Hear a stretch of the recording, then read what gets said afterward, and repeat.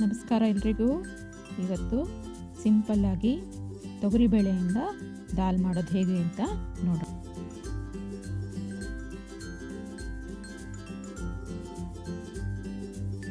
ನಮಸ್ಕಾರ ಎಲ್ರಿಗೂ.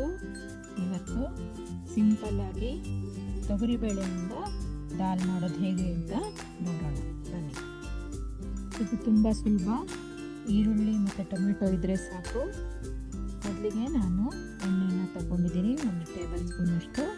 ಆಮೇಲೆ ಕರಿಬೇವು, ಹಸಿ ಶುಂಠಿ ಮತ್ತು ಹಸಿಮೆಣಸಿನ್ಕಾಯಿ 3ರಿಂದ 4 ಹೆಚ್ಕೊಂಡಿದ್ದೀನಿ, ಅದನ್ನು ಹಾಕ್ಕೊಂಡಿದ್ದೀನಿ. ಇಲ್ಲಿ ಈರುಳ್ಳಿನ ಹಾಕ್ಕೊಂಡು 2 ನಿಮಿಷ ಬಾಡಿಸ್ಕೋಬೇಕು. ಈರುಳ್ಳಿ ಬಾಡಿಸಿದ ಮೇಲೆ ಹೆಚ್ಕೊಂಡಿರುವ ಒಂದು ದೊಡ್ಡ ಟೊಮ್ಯಾಟೋನ ಹಾಕ್ಕೊಳ್ಬೇಕು.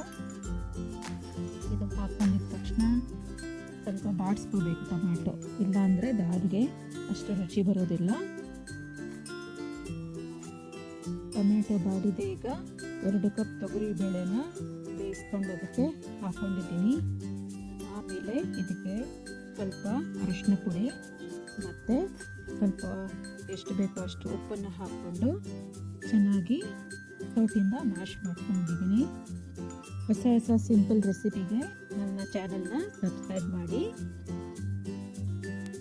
ಎಷ್ಟು ಬೇಕೋ ಅಷ್ಟು ನೀರನ್ನು ಹಾಕ್ಕೊಂಡು ಇದಕ್ಕೆ ಚೆನ್ನಾಗಿ ಕುದಿ ಬರುವ ತನಕ ಕಾಯಿಸ್ಬೇಕು. ಒಗ್ಗರಣೆಗೆ ಬೇಕಾದರೆ ಜೀರಿಗೆ ಮತ್ತು ಬೆಳ್ಳುಳ್ಳಿನ ಹಾಕೋಬೋದು. ನೋಡಿ, ರೈಸ್ ಮತ್ತು ರೋಟಿ ಜೊತೆ ಇದು ತುಂಬ ಚೆನ್ನಾಗಿರುತ್ತೆ. ದಾಲಲ್ಲಿ ಪ್ರೋಟೀನ್ ಇರುತ್ತೆ. ಒಗ್ಗರಣೆ ಮಾಡ್ಕೋಬೇಕಾದ್ರೆ ತುಪ್ಪ ಹಾಕೊಂಡ್ರೆ ಇನ್ನೂ ಚೆನ್ನಾಗಿರುತ್ತೆ. ಇದು ಎಷ್ಟು ದಪ್ಪ ಬೇಕೋ ಅಷ್ಟರವರೆಗೆ ಚೆನ್ನಾಗಿ ಕುದಿಸ್ಬೇಕು. ತಣ್ಣಗಾದ್ಮೇಲೆ ಇದು ಇನ್ನೊಂದು ಸ್ವಲ್ಪ ಗಟ್ಟಿಯಾಗ್ತಾ ಹೋಗ್ತದೆ.